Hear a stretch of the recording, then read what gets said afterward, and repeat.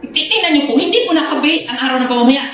Nilalakad po sa kasaysayan na ang Saturn day ng Roma ay nagkataon na equivalent sa araw ng pamamahinga.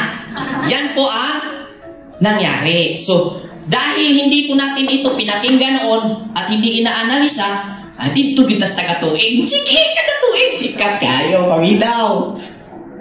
So, maunay na hitabo.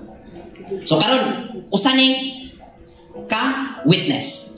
So, ito pa na yung basa. So, si Cassius misulat nga ang mga Romano nga nakahibalo nga ang mga Hudyo may pahulay sa adlaw sa Saturn. So nahibaluan nila nga sa Saturn din nila sa Roma adlaw di ay nga ipapahulay sa mga Hudyo. Ana, dili tungod kay Saturn di mo upoy adlaw mahinga. Buot-buot kuwang kag tuon. Sabado nga na ilang adlaw ni Saturn sa Roma. Klaro. So misulong sa kontra sa Jerusalem ni adtong mga adlaw. Misulong.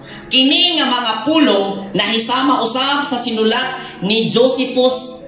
Kini si Josephus usa ni kahistoryan Hudyo. Ingon pa siya diri nga nagpakita ta nato nga ang adlaw Saturn sa Roma naatol sa adlaw nga gibantayan sa mga Hudyo isip ipapahulay bisan sa 1st century. First BC. Ano? Klaro na. Usa pa lang na ka-witness ha. Para atin pong papatunayan na hindi po ito gawa-gawa. Kasi ang rason po nito ay tayong mga hipokrito. Mga hipokrito tayo noon ba? Ididipinsa natin yung Sabado. Ano yan eh? Pwede naman yung gawin nila para suportahan yung Sabado. Ano po ba? Dahil, history lang yan eh.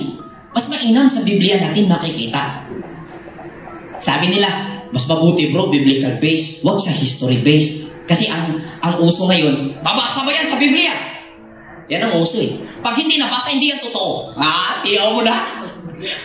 Pag hindi nabasa sa Biblia, pag wala sa Biblia, hindi katotohanan yan.